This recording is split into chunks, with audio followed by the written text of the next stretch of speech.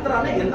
ನಾನು ಒಂದು ಹಿಂದೂ ಧರ್ಮದವನಾಗಿ ಕೇಳಕ್ಕೆ ಇಷ್ಟಪಡ್ತೀನಿ, ಈ ದೇಶದಲ್ಲಿ ಮೈನಾರಿಟೀಸ್ಗೆ, ಮುಸ್ಲಿಮ್ಸ್ಗೆ, ಇಸ್ಲಾಂ ಧರ್ಮದವರಿಗೆ, ಕ್ರಿಶ್ಚಿಯನ್ಸ್ಗೆ, ಸಿಖ್ಸ್ಗೆ, ಜೈನ್ಸ್ಗೆ ರಕ್ಷಣೆ ಇಲ್ವಾ? ಕೇಂದ್ರ ಸರ್ಕಾರವನ್ನ, ಮಾನ್ಯ ಪ್ರಧಾನಿಗಳನ್ನ ನಾನು ಕೇಳಕ್ಕೆ ಬಯಸ್ತೇನೆ. ಇವತ್ತು 144 ಸೆಕ್ಷನ್ ಹಾಕಿದ್ದಾರೆ ಮೈಸೂರಲ್ಲಿ. ಈ ಅಶೋಕ್ ಅವ್ರಿಗೆ, ವಿಜಯೇಂದ್ರ ಅವ್ರಿಗೆ ಮಾನ ಮರ್ಯಾದೆ ಅಂತ ಹೋಗಿ ಲಾ ಅಂಡ್ ಆರ್ಡರ್ ರಿಜಿಸ್ಟರ್ ಮಾಡಕ್ ಹೋಗಿದ್ದಾರೆ. ಈಗ ತಾನೇ ಕೋರ್ಟ್ 3:30ಗೆ ಸರಿ ಪೀಸ್ಫುಲ್ ಆಗಿ ನಡೀರಿ, ಒಂದು ಸ್ಟ್ರೈಕ್ ಮಾಡಿ ಅಂತೇಳಿ ಅನುಮತಿ ಕೊಟ್ಟಿದೆ. ನಾಳೆ ಇವರು ರಾಜಕಾರಣಕ್ಕೆ, ಇವ್ರ ಪರ್ಸನಲ್ ತೆಬಲಿಗೆ ನಾಳೆ ಬಡ ಮಕ್ಕಳು ಹೊಡೆದಾಡ್ಕೊಂಡು ಸತ್ರೆ ಯಾರು ಜವಾಬ್ದಾರಿ? ನಾನು ಬಿಜೆಪಿ ಅವ್ರನ್ನ ಕೇಳಕ್ ಇಷ್ಟಪಡ್ತೀನಿ. ನರೇಂದ್ರ ಮೋದಿಜಿಯವರು ಲಾಸ್ಟ್ ಟೈಮು ಯುನೈಟೆಡ್ ಸ್ಟೇಟ್ಸ್ಗೆ ಹೋಗಿದ್ದರು ಸರ್. US ಹೋದಾಗ ಜಾಯಿಂಟ್ ಸೆಷನ್ ಕಾಂಗ್ರೆಸ್ನ, US ಕಾಂಗ್ರೆಸ್ನ ಉದ್ದೇಶಿಸಿ ಮಾತಾಡುವಾಗ ಅವರು ಭಾಷಣದಲ್ಲಿ ಕನಿಷ್ಠ ಅವರು 14 ಬಾರಿ India is A democracy, India is A democracy ಅಂತ ಹೇಳಿದ್ರು. ಅದಾದ್ಮೇಲೆ ಪತ್ರಕರ್ತರಿಗೆ ಪ್ರಶ್ನೆ ಕೇಳಕ್ಕೆ ಅವಕಾಶ ಸಿಗ್ಲಿಲ್ಲ. ಆದ್ರೂ ವಾಲ್ ಸ್ಟ್ರೀಟ್ ಜರ್ನಲ್ ಪತ್ರಕರ್ತೆ ಸಪ್ರಿನಾ ಸಿದ್ದಿಕಿ ಅಂತ ಒಬ್ಬ ಲೇಡಿ ಮೋದಿಜಿ ಅವ್ರನ್ನ ಪ್ರಶ್ನೆ ಕೇಳಿದ್ರು. ಅವ್ರು ಕೇಳಿದ್ರು, ಭಾರತದಲ್ಲಿ ಮುಸ್ಲಿಮ್ಸ್ಗೆ, ಮೈನಾರಿಟೀಸ್ಗೆ ಅವರ ರಕ್ಷಣೆಗೆ, ಫ್ರೀಡಮ್ಗೆ ತಾವೇನ್ ಮಾಡಿದ್ದೀರಾ ಅಂದ್ರೆ ಯಾವುದೇ ಕಾರಣಕ್ಕೆ ನಾವು ರಿಲಿಜಿಯನ್ ಮೇಲೆ, ಕ್ಯಾಸ್ಟ್ ಮೇಲೆ ಡಿಸ್ಕ್ರಿಮಿನೇಷನ್ ಮಾಡಲ್ಲ ಅಂತ ಮೋದಿಜಿ ಅವರು ರಿಪ್ಲೈ ಕೊಟ್ಟರು. ಆದ್ರೆ ಇವತ್ತು ಮೈನಾರಿಟೀಸ್ಗೆ, ಇಸ್ಲಾಂ ಧರ್ಮದವರಿಗೆ, ಕ್ರಿಶ್ಚಿಯನ್ಸ್ಗೆ ರಕ್ಷಣೆ ಇಲ್ವಾ? ಬಿಜೆಪಿ ಅವರು ಸ್ವಾರ್ಥಕ್ಕೆ ಇವತ್ತು ನೋಡಿ, ಕೇಂದ್ರ ಸರ್ಕಾರದ ಅಧೀನದಲ್ಲಿ ಇರ್ತಕ್ಕಂಥ ಒಂದು ಏಜೆನ್ಸಿ ಅವ್ರು ಹೇಳಿದ್ದಾರೆ 2017ರಿಂದ 2021 ಮಧ್ಯೆ ಬರೀ ಧರ್ಮಗಳ ಘರ್ಷಣೆ 2900 ಇನ್ಸಿಡೆಂಟ್ ಆಗಿದೆ. ಇದೆಲ್ಲ ಬಿಜೆಪಿ ನಾಯಕರು ಕೊಡ್ತಿರೋ ಹೇಳಿಕೆಗಳಿಂದ ಆಗ್ತಿರೋದು. ಅಷ್ಟೇ ಅಲ್ಲ, ಔಟ್ಲುಕ್ ಅಲ್ಲಿ ಒಂದು ಆರ್ಟಿಕಲ್ ಬರುತ್ತೆ ಮಾರ್ಚ್ 13, 2023 ಕ್ರಿಶ್ಚಿಯನ್ ಧರ್ಮಕ್ಕೆ ಇಲ್ಲಿ ಅವಕಾಶನೇ ಇಲ್ಲ ಅಂತ. ನಾನು ಹೇಳ್ತಾ ಇರೋದು, ಇದು ಸೆಕ್ಯುಲರ್ ಕಂಟ್ರಿ. ನೀವು ಯಾರಾದ್ರೂ ತಪ್ಪು ಮಾಡಿದ್ರೆ ಅವ್ರು ನಿಂದಿಸಿ.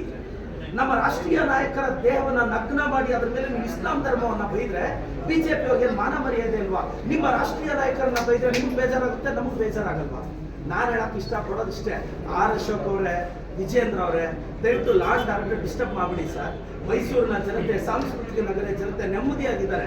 ನಾವು ಹಳ್ಳಿಗಳಲ್ಲಿ ಹಿಂದೂ ಮುಸ್ಲಿಂ ಅನ್ನೋ ಭೇದ ಭಾವ ಇಲ್ಲ, ಎಲ್ಲ ಅಣ್ಣ ತಮ್ಮಂದ್ರ ತರ ಇದ್ದೀವಿ. ನೀವು ಎಲೆಕ್ಷನ್, ಚುನಾವಣಾ ರಾಜಕಾರಣ, ನಿಜವಾಗ್ಲೂ ಇವ್ರಿಗೇನು ಇಶ್ಯೂ ಬೇಸ್ಡ್ ಮಾತಾಡೋ ಯೋಗ್ಯತೆ ಇಲ್ಲ.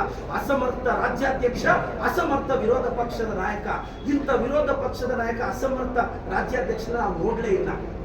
ನಾನು ಹೇಳಕ್ ಇಷ್ಟಪಡೋದು ಇಷ್ಟೇ, ದಯವಿಟ್ಟು ಲಾ ಅಂಡ್ ಆರ್ಡರ್ ಡಿಸ್ಟರ್ಬ್ ಮಾಡಬೇಡಿ ಅಂತ ರಿಕ್ವೆಸ್ಟ್ ಮಾಡಿ. ಸರ್, ಈಗ ಭಾವಚಿತ್ರ ಹಾಕಿರೋ ವಿಚಾರ ಸಂಬಂಧಪಟ್ಟಂತೆ ವಿವಾದ ಆಗಿದೆ, ಅದು ತಪ್ಪು ಅಂತ ಕೂಡ ಹೇಳ್ತಾ ಇದ್ದಾರೆ. ಬಟ್ ಸ್ಟೇಷನ್ ಗುರಿಯಾಗಿಸಿ ಈ ರೀತಿ ಕಲ್ತು ಹೋರಾಟ ಮಾಡ್ತಾರೆ ಸರ್. ಆ ಇನ್ಸಿಡೆಂಟ್ ನಾನು ಹೇಳ್ತಾ ಇದ್ದೀನಿ ಸರ್, ಅವ್ರನ್ನೂ ಅರೆಸ್ಟ್ ಮಾಡಿದೀವ ಇಲ್ವಾ? ಮಾಡಿದ್ದೀವಿ. ಫಸ್ಟ್ ನೀವು ಥಿಂಕ್ ಮಾಡಿ ಸರ್, ನಮ್ಮ ನ್ಯಾಷನಲ್ ಲೀಡರ್ಸ್ನ, ರಾಹುಲ್ ಗಾಂಧಿ ಅವ್ರನ್ನ, ಮತ್ತೆರಡು ನ್ಯಾಷನಲ್ ಲೀಡರ್ಸ್ನ ನಗ್ನವಾಗಿ ಚಿತ್ರಿಸಿ ಮೊಹಮ್ಮದ್ ಪೈಗಂಬರ್ ಅವರ ಇಸ್ಲಾಂ ಧರ್ಮವನ್ನು ಅಷ್ಟು ಕೆಟ್ಟದಾಗಿ ಬೈದ್ರೆ ಸರ್, ಥಿಂಕ್ ಮಾಡಿ ಸರ್, ನನ್ನ ಹಿಂದೂ ಧರ್ಮನ ಯಾರಾದ್ರೂ ಬೈದ್ರೆ ನನಗೆ ಕೋಪ ಬರುತ್ತೆ ಸರ್. ಆ ಇನ್ಸಿಡೆಂಟ್ ಕಂಪ್ಲೇಂಟ್ ಕೊಡಕ್ ಹೋದಾಗ ಅದು ನಡೆದಿದೆ. ನಾವಿಲ್ಲಿ ಯಾರು ಪ್ರೊಟೆಕ್ಟ್ ಮಾಡ್ತಿಲ್ವೇ?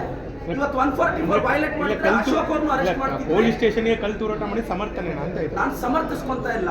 ಅವ್ರನ್ನೂ ಅರೆಸ್ಟ್ ಮಾಡಿದ್ದಾರೆ, ಇವ್ರನ್ನೂ ಅರೆಸ್ಟ್ ಮಾಡಿದ್ದಾರೆ. ಇನ್ಸಿಡೆಂಟ್ ಇಲ್ಲಿ ಬಿಡ್ಬೇಕು ತಾನೆ? ಮತ್ತೆ ಇವ್ರು 144 ಇದ್ರೆ ಯಾಕೆ ಮೈಸೂರಿಗೆ ಹೋಗಿ ಘರ್ಷಣೆ ಕ್ರಿಯೇಟ್ ಮಾಡ್ತಿದ್ದಾರೆ? ಯಾಕೆ ನಮ್ಮ ಸರ್ಕಾರಕ್ಕೆ ಕಪ್ಪು ಚುಕ್ಕೆ ತರೋ ಪ್ರಯತ್ನ ಮಾಡ್ತಿದ್ದಾರೆ? ಸರ್, ನನ್ನ ಕ್ವಶನ್ ಇಷ್ಟೇ ಸರ್, ಹಿಂದೂ ಧರ್ಮದ ಹುಡುಗರು, ಇಸ್ಲಾಂ ಧರ್ಮದ ಹುಡುಗರು ಇವ್ರ ಗಲಾಟೆಗಳಿಗೆ ಕಿತ್ತಾಡ್ಕೊಂಡು ಹೊಡೆದಾಡ್ಕೊಂಡು ಯಾರಾದ್ರೂ ಸತ್ರೆ ಇವ್ರು ಹೋಗ್ಬಿಟ್ಟು 2 ಲಕ್ಷ ರೂಪಾಯಿ ಪರಿಹಾರ ಕೊಟ್ಟು ಬಂದ್ಬಿಡ್ತಾರೆ. ಅದು 2 ಲಕ್ಷ ಕೊಡೋ ಯೋಗ್ಯತೆಯೂ ಇಲ್ಲ ಬಿಜೆಪಿ ಅವರಿಗೆ. ಇದು ಬಹಳ ನೋವಿನ ಸಂಗತಿ. ನಾನು ಆರ್ ಅಶೋಕಣ್ಣ ಅವ್ರಿಗೆ, ವಿಜೇಂದ್ರ ಅವ್ರಿಗೆ ಹೇಳ್ತೀನಿ, ದಯವಿಟ್ಟು please sir, law and order disturb ಮಾಡಬೇಡಿ ಅಂತ ನಾನು ರಿಕ್ವೆಸ್ಟ್ ಮಾಡ್ತೀನಿ. ಕಾಂಗ್ರೆಸ್ ಸರ್ಕಾರ ಬಂದ ಕಾರಣದಿಂದಲೇ ಕಾನೂನು ಸುವ್ಯವಸ್ಥೆ ಹಾಳಾಗಿದೆ. ನಾನು ಹೇಳೋದು ಕೇಂದ್ರ ಸರ್ಕಾರದ್ದು ಇದು ಕಂಪ್ಲೀಟ್ ಡೇಟಾ. ಕೇಂದ್ರ ಸರ್ಕಾರದಲ್ಲಿ ಬಿಜೆಪಿ ಬಂದಾಗಿಂದ ಇಂಡಿಯಾದಲ್ಲಿ ನಡೆದಂತ ಎಲ್ಲಾ ಘರ್ಷಣೆಗಳು ಅಷ್ಟು ಬೇಡ. ಈಗ ಅವ್ರದೇ ಏಜೆನ್ಸಿ ಯಾವುದು, ನ್ಯಾಷನಲ್ ಕ್ರೈಮ್ ರೆಕಾರ್ಡ್ಸ್ ಬ್ಯೂರೋ ಹೇಳಿರೋದೆ, ರಿಲಿಜಿಯನ್ ಘರ್ಷಣೆಗಳು ಕೇಂದ್ರದಲ್ಲಿ ಬಿಜೆಪಿ ಇದ್ದಾಗಲೇ ನಡೆದಿರೋದು. ನನ್ನ ಸ್ಟೇಟ್ ಬಗ್ಗೆ ಮಾತಾಡ್ತಿಲ್ಲ. ಅಷ್ಟು ಬೇಡ, US ಒಂದು ಏಜೆನ್ಸಿ ಕೊಡುತ್ತೆ, ಇಂಟರ್ನ್ಯಾಷನಲ್ ರಿಲಿಜಿಯಸ್ ಫ್ರೀಡಮ್. ಇಂಡಿಯಾದಲ್ಲಿ ರಿಲಿಜಿಯಸ್ ವರ್ಸನ್ ಆಗಿದೆ ಅಂತ ಅವ್ರು ಹೇಳ್ತಾರೆ. ನಮ್ಮ ಇಂಡೆಕ್ಸ್ ಅಲ್ಲಿ ನಮ್ಮ ರ್ಯಾಂಕ್ ಕೆಳಗೆ ಬೀಳ್ತಿದೆ. ಒಂದು 2-3 ಧರ್ಮಗಳನ್ನ ಟಾರ್ಗೆಟ್ ಮಾಡ್ತಿದ್ದಾರೆ. ನಾನು ಹೇಳೋದು ಬಿಜೆಪಿ ಅವ್ರಿಗೆ, ರೀ, ನಾನು ಶ್ರೀರಾಮಚಂದ್ರ ನನ್ನ ಆರಾಧ್ಯ ದೈವ ರೀ, ದುರ್ಗಾ ಮಹೇಶ್ವರಿಯನ್ನ ನಾನು ಆರಾಧಿಸ್ತೀನಿ ರೀ, ನಾನೊಬ್ಬ ಪ್ರೌಡ್ ಹಿಂದೂ ರೀ, ಹಿಂದೂ ಧರ್ಮನ ಆರಾಧಿಸ್ತೀನಿ, ಇಸ್ಲಾಂ ಧರ್ಮವನ್ನ, ಕ್ರಿಶ್ಚಿಯನ್ ಧರ್ಮವನ್ನ ಗೌರವಿಸ್ತೀನಿ. ನೀವು ಡೋಂಗಿ ಹಿಂದೂಗಳು ಇಸ್ಲಾಂ ಧರ್ಮನ, ಕ್ರಿಶ್ಚಿಯನ್ ಧರ್ಮನ ಹಂಗಿದ್ರೆ, ನಾನೊಬ್ಬ ಸಾಮಾಜಿಕ ಜವಾಬ್ದಾರಿ ಇರೋ MLA ಆಗಿ ಮೈನಾರಿಟೀಸ್ ಪರವಾಗಿ ಧ್ವನಿ ಎತ್ತೀನಿ.